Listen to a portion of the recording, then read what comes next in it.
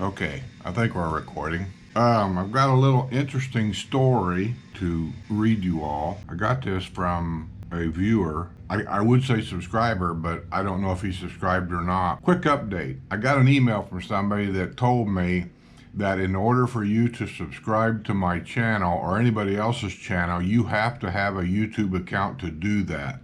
I don't know if that's true. I've really never played with it all that much.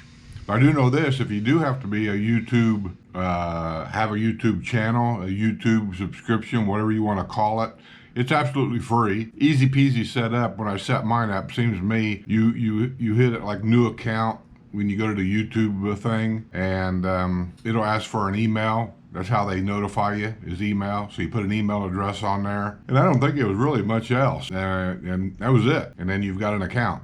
Check it out and see if that's true, because I don't know if it's true. Like I say, I haven't played with it, and I can't answer all the questions because I have a hard enough time just take care of my own. Sue and Deb's already left to go out and do their thing. They used to do their thing on Wednesday, and then I try to get it edited and everything for the next week or next 2 weeks down the road. I think a lot of people don't watch videos because as soon as they see Sue and Deb on there, they think restaurants all the time, and that's not true. As you've seen with the hot rod video, golf cart hot rod shop, custom made, a lot of information there. I didn't know. What's up with you people? You guys send me 1,000 emails about doing a golf cart ride all the way up to the historical side, and so you can see how far it was and all this and that. So I do this, and I even said in the very first video, it's probably going to be at least a 4-series part video because it takes a while to get up there, and by the time I show you this and that and everything else. And the long golf cart ride show number 2 is up, and it's only 150 views. What? Am I wasting my time here? Because if I only get us 150 views, that tells me that you people really aren't that interested in golf cart rides going anywhere, and I'll just stop doing them because I got other things to do besides spending 2 days going up there and back, and then I had to go back up there again because remember the camera froze up and come back. If I don't get any more views than that, then I'm not going to do that again. That's just a big waste of my time. Anyway, so the question around here is, all of a sudden it seems like the Villages is building apartment buildings, seems like everywhere, and that's true.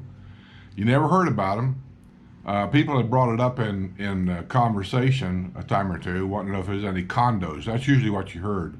Any condominiums, because they were interested in that, maintenance-free, kind of thing. All of a sudden, the loss of Brownwood popped up. And then after that, you heard about Hacienda being torn down, and all of a sudden, apartment buildings are going to go up there. And then you heard about Katy Bell's being shut down. And then all of a sudden, on the top level of Katy Bell's, they're talking about, I don't know if it's been approved yet, but they probably will, putting apartment units up there. And there's 2 new apartment units being built in a private piece of land on the other side of La Hacienda, which is on the other side of 466. It's not the Villages, but it's apartment buildings going up there. And I saw in the paper the other day where somewhere in Wildwood, which ain't too far from us, they're talking about building apartment buildings down there. So apartment buildings just popping up everywhere, and people are saying, what's going on with the apartment buildings? Why is that? I can answer some of it. Some of it is work. They have a lot of people coming from all over, probably the country, coming down here to work, to build homes, to landscape, to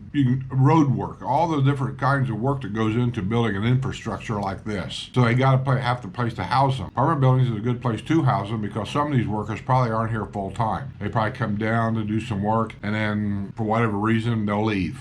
Some people come down maybe in the wintertime and work, and then for whatever reason, they leave because it gets too hot in the summertime to work here. Things like that. But then I got this email from a lady that, she's an investor, I believe. Let me see if I can find it. Subject, apartments and why. Oh, I think this is from a real estate broker. I was thinking it was an investment broker. Anyway, let's go back and let me read, if I can find the whole thing and read it for you. Interesting comment on current changes. I've thought about why this latest generation of the Morrises has purposely and callously begin to change the character of the village and the relationship with residents. It has taken decades to develop. The construction of densely sided apartments at Brownwood were first. then the destruction of Hacienda Hills Country Club, and announcement of another large high-rise building in the recently closed Residence Club, Katy Bells, and recently plans to build apartments. I believe this is just the beginning. I think I know why. These actions are what is necessary if the Morris family has plans to sell their ownership interest in the Villages or take the business public. The Villages is profitable, no doubt, but it doesn't have enough consistent, repeatable earnings to maximize its value in such a sale. Repeatable, less risky earning flows are what financial buyers and the capital markets use to value businesses. Businesses are valued as a multiple of earnings, whether sold to a single financial buyer, sell to a public company, or as an IPO on the stock market. Yes, the Villages has some repeatable, consistent, and growing sources of earnings. Rent from all the shopping centers and the town square retail, the bank, the Championship Golf Club, but just not enough repeatable income to optimize its value, which is how the capital markets will value the Villages. Without a stronger source of repeatable growing income, the Villages as a business will be valued as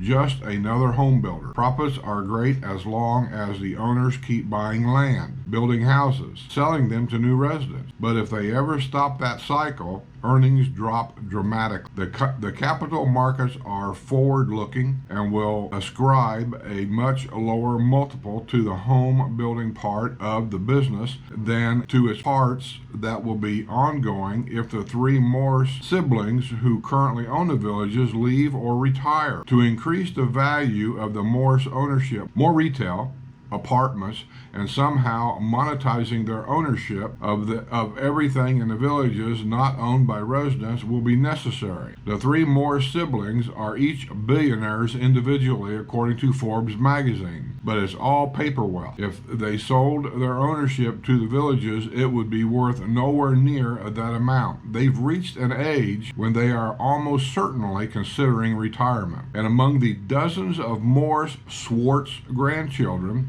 and great-grandchildren, there are only a few as talented as the siblings who want to work as hard as they did or work for the Villages at all. Selling the business is the only way the siblings can monetize their long, successful career and retire. And to increase its value, the business needs more repeatable, less risky sources of earnings. Unfortunately, achieving those objectives will probably require a change in the relationship and trust that tens of thousands of people who have bought the dream have placed in them. I don't have any inside information, but I did retire after a long career as an investment banker. I don't want to be a Debbie Downer, but what I see are owners that are preparing to cash out. It won't happen overnight. It might take a few years, but don't think we've seen the end of efforts to monetize their ownership by the Morris siblings. There will certainly be more apartments, such as in the new non-resident section adjacent to the school complex, and who knows what in the recently announced 400-acre medical business section in the southern part of the village. I think that some of the amenities that have been free until now will carry a cost in the future. If you see something differently, post your feelings here.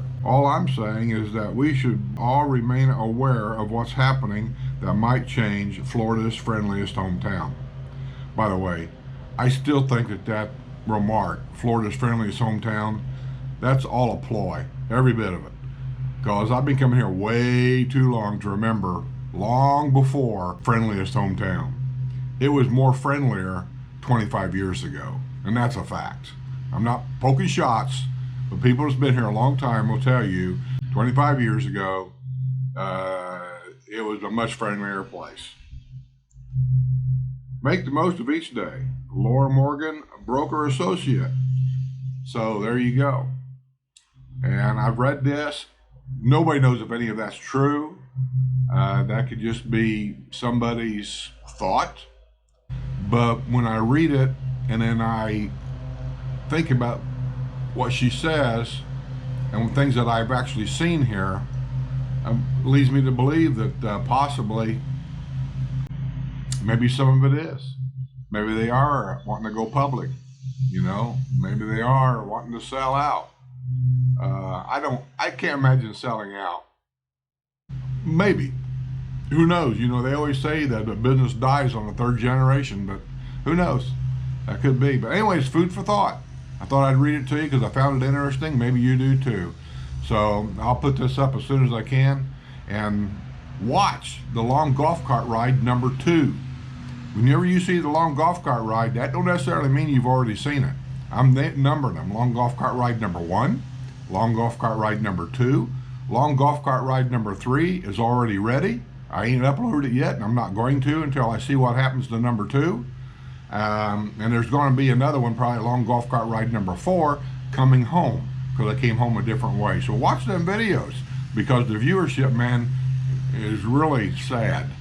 So hope this video here, this little article I found here, finds you well.